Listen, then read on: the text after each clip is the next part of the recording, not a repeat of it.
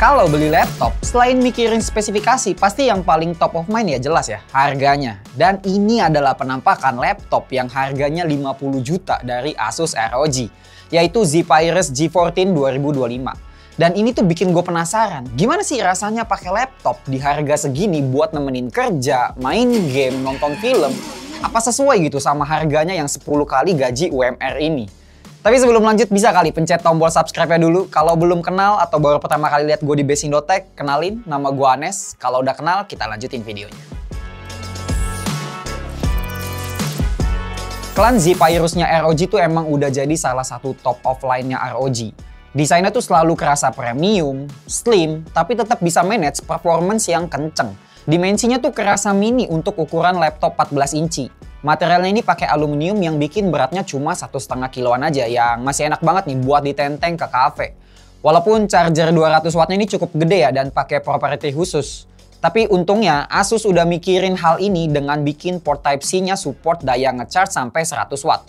Jadi kalau emang pengen keluar bisa pakai charger universal yang bikin portabilitasnya tuh kerasa beneran dipikirin banget gitu di laptop ini. Paling nanti ada tulisan charging slowly aja. Oh ya, sebagai informasi, gue tuh daily drivernya biasanya pakai MacBook Air M3 yang 15 inci. Jadi gue tuh udah terbiasa bawa laptop yang cukup lebar. Jadi ke 14 inci ini tuh jadi makin kerasa sleek aja. Apalagi beratnya juga mirip nih. Jadi untuk hal dimensi, gue merasa ini adalah sebuah upgrade. Buat yang takut beli laptop gaming karena look yang gaming banget, takut heboh, tenang aja. Laptop ini tuh cukup minimalis. Ya, kenapa gue bilang cukup? Karena masih ada aksen ROG-nya, masih kerasa ada gaming-gamingnya dikit nih. Karena ada slash lighting, kayak garis LED gitu yang efek nyala-nyalanya ini bisa di custom di Armoury Crate. Tapi kalau nggak suka bisa tetap dimatiin kok. Walaupun gue sih selalu gue hidupin ya, karena menurut gue keren, unik dan nggak mainstream lah kalau dipakai kerja di luar kantor. Nah, hal yang bikin gue nggak kangen sama MacBook tuh ya ports. Laptop ini bikin gue nggak perlu bawa-bawa dongle lagi buat kerja, karena emang udah lengkap banget. Portsnya tuh numpuk di sebelah kiri, ada charging port, HDMI, satu USB-C 40 gigabit per second, satu USB-A dan jack audio 3,5 mm. Di sebelah kanannya ada micro SD card reader, satu USB-A dan satu USB-C yang juga support display dan power delivery. Cuma bukan USB 4 untuk yang ini. Jadi masih lebih powerful yang ada di sebelah kiri tadi. Hal yang paling kerasa kinclong di laptop ini ya layar OLED-nya. Emang enak banget tuh layar OLED. Apalagi buat gue yang sehari-harinya pakai layar IPS. Standar layarnya tuh udah Nebula displaynya ROG, resolusinya udah 3K, support Dolby Vision HDR. Pokoknya untuk urusan layar ini tuh udah ajib banget lah. Buat nikmatin konten enak, buat dipakai kerja kayak ngedit tuh mantep. Karena emang cakupan warnanya tuh luas, 100% DCI P3 yang pas gua tes sendiri pakai SpiderX, hasilnya tuh ada di 99% P3, jadi masih sesuai lah nih sama klaimnya.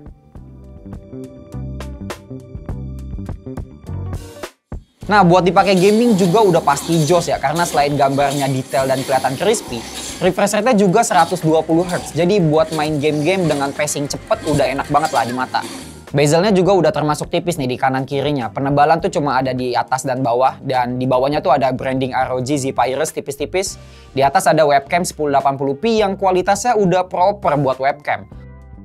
Oke, ini adalah contoh perekaman video menggunakan webcam ROG Zephyrus G14 yang bisa kalian lihat nih. Dari skin tone-nya rada yellowy sedikit ya. Tapi masih masuk kategori oke lah. Dan frame rate-nya juga rapi ya, 30 fps-nya nggak frame skipping. Terlihat fine dan menurut gua sih yang harusnya diimprove kayaknya resolusi. Ini kan masih di 1080p. Harusnya sih di price yang segini udah bisa dinaikin ke 2K mungkin. Atau frame rate-nya dinaikin ke 60 fps biar lebih smooth lagi. Tapi ya udah oke lah, udah di atas bare minimum sedikit untuk laptop gaming. Nice. Mungkin kalian komen aja di bawah kualitasnya kayak gimana atau audionya kedengeran oke nggak?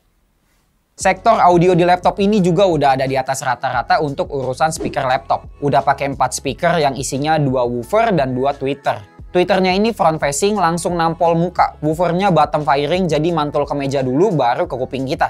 Yang sekali lagi suaranya tuh bagus ya untuk ukuran laptop Windows. Tapi kalau di compare sama MacBook Air gua yang harganya tuh setengah dari laptop ini, ternyata masih lebih enakan MacBook nih. Detailnya, separasinya, padatnya tuh masih lebih enak di MacBook. Walaupun ini bukan berarti speaker di G14 ini jelek ya. Bagus tapi not as good as apa yang Apple bisa kasih di laptop yang bahkan di seri Air. Bukan seri Pro-nya.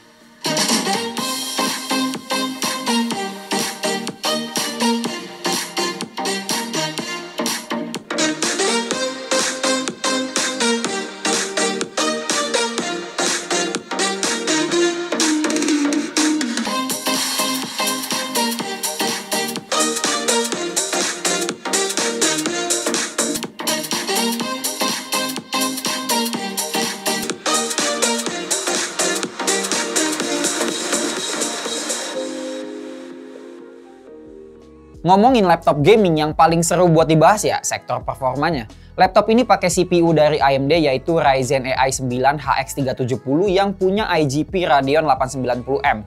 IGP-nya ini tuh kenceng banget ya, yang bakalan switching back and forth ke GPU dedicated-nya yaitu RTX 5070 Ti. Udah seri 5000 alias yang paling update untuk saat ini. Memorinya udah 32GB LPDDR5X yang jalannya di speed 8000 MT/s. Storage-nya di 2TB SSD PCIe Gen 4 yang speed rate-nya di 5,2GB/s dan write-nya di 4,7GB/s. Oke, lanjut ke benchmark sintetis. Kita nyobain di dua mode, performance dan turbo mode yang kalian bisa lihat nih datanya. Buat Geekbench 6 ternyata mirip banget ya, which means dalam keadaan kecolok gini mau di mode performance ataupun di mode turbo, outputnya tuh mirip-mirip aja. Di sini Bench R24 juga mirip nih kayak tadi, sama-sama kenceng di mode apapun selama chargernya kecolok. Oke, lanjut ke grafik intensif benchmark. Di 3D Mark Time Spy ada peningkatan sekitar 5% dari mode performance ke turbo mode-nya. Dan kenapa nih? Gue cuma ngetes di mode kecolok aja. Karena gue cuma pengen lihat seberapa kenceng laptop ini di mode terbaiknya. Gue rasa orang yang beli laptop performa kayak gini mostly bakalan pakai dalam keadaan kecolok juga anyway. Nah, kita juga nyobain render test video 4K 5 menit di Premiere Pro pakai project yang selalu kita pakai dan bisa selesai di 3 menit 10 detik nih. Yang kalau dibandingin sama laptop-laptop mahal yang pernah kita cobain juga tahun lalu, ternyata berhasil nyempil di laptop-laptop spek mentok tahun 2024 nih. Keduanya pakai RTX 4090 loh. Ini bukti bahwa teknologi itu tiap tahunnya emang makin berkembang ya, jadi makin murah. Padahal ini masih RTX 5070 Ti-nya loh, belum seri 80 atau seri 90-nya. Nah, di gaming, ini sektor yang bikin laptop ini kerasa surga. Karena jelas gue masih cukup waras untuk nggak gaming di MacBook gue. Walaupun sekarang udah mulai bisa sih ya. Oke, langsung aja kita hajar pakai game AAA kayak di Wukong itu kita main di resolusi 3K nih. Alias 1800p dengan setting very high kita bisa dapetin FPS around 120-130an FPS. Lanjut di Spider-Man 2, game yang super berat di resolusi yang sama dan setting very high bisa dapetin di 90an FPS. Udah di atas konsol quality lah dengan detail yang maknyus di visualnya. Lanjut di Forza Horizon 5 kita bisa dapetin di 80an FPS. Nah, di Cyberpunk kita jalanin internal benchmarknya nih dengan preset Ray Tracing Ultra dapetin average di 44 FPS. Mantep banget, padahal ini main di 3K loh. Jadi kalau di game yang grafik demanding gini aja udah dihajar semua, kalau kelas-kelas e-sport kayak Valo dan Dota sih udah gampang ya buat si G14 ini. Geli-geli doang. Nah, sewaktu gaming gue juga sempat pantau suhunya nih, yang ternyata coolingnya emang udah proper banget, bisa nahan suhunya di around 70-an derajat aja buat CPU maupun GPU-nya. Oke, performa laptop ini kenceng. Kelihatan nih dari hasil pengetesan kita. Dan gue juga udah pakai laptop ini beberapa hari dan gue nggak pernah nemuin lagging, stutter, atau apapun yang menghambat kerjaan gue. Tapi buat ngetes real life performance-nya dengan baterai 73 Wh-nya yang cukup gede sih buat dimensinya. Gue sengaja ngetes untuk pakai laptop ini buat kerja dari baterai penuh. Ya mostly di browser aja kayak nulis di Google Docs, research, nanya-nanya ChatGPT, checking jadwal kerjaan di ClickUp, sama sesekali nonton YouTube lah. Dan laptopnya itu survive sampai 5 jam dan masih sisa 18%. Gue juga nyobain Netflix test kayak biasa dengan kecerahan di 50% dan audio juga di 50%. Di 1 jam pertama itu turun 16%. Di jam kedua turunnya 28%. Jadi dari penuh sampai habis ya estimasi mirip-mirip kayak waktu dipakai kerja tadi di 5 jaman aja. Oh ya, dalam sesi pengetesan ini gue nggak ngegame sama sekali ya. Karena kalau ngegame ya udah pasti cepet habis baterainya. Nah, sewaktu gue dari waktu ke waktu pakai laptop ini, ada satu hal yang perlu banget gue apresiasi, yaitu keyboard di laptop ini tuh enak banget. Gue ngerasa ngetik di laptop ini tuh satisfying, key-nya gede-gede jadi nggak gampang typo, dan yang tipe TKL gini emang pas aja di tangan gue. Sweet spot lah buat laptop 14 inci yang punya layout keyboard segini. Palingan perlu pembiasan aja nih, karena ada function key-nya yang offside ke atas kayak volume up and down, mute, sama tombol armory crate-nya.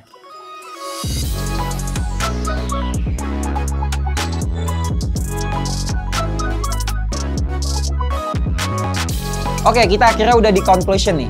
Jadinya gimana setelah nyobain laptop seharga 50.999.000-an buat dipakai kerja? Apa emang sebagus itu? Well, jawaban gue kalau emang uang bukan masalah dalam milih laptop, jelas gue ambil laptop ini tanpa mikir 2 kali. Ini laptop tuh bagus pakai banget.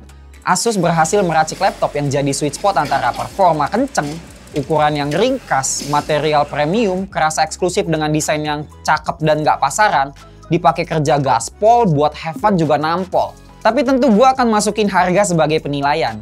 Well, ini harga yang emang bukan untuk semua orang. Cocok buat yang nyari laptop gaming premium, serba bisa, tapi maunya ukurannya tetap slim. Ya, Zephyrus G14 ini emang nggak ada obat sih. Dan kalau mau cari kandidat kompetitornya juga sulit ya. Yang mainan di kelas ini palingan Razer Blade 14, tapi nggak masuk resmi juga di Indo. Kalau di Lenovo ataupun MSI-nya gue nggak tahu model mana yang positioningnya kayak si Zephyrus G14 ini. Kalau kalian tahu boleh banget tulisin di kolom komentar. Tapi tentu ya laptop ini nggak sempurna. Kayak tadi gue ngerasa audionya tuh harusnya bisa lebih baik dari ini.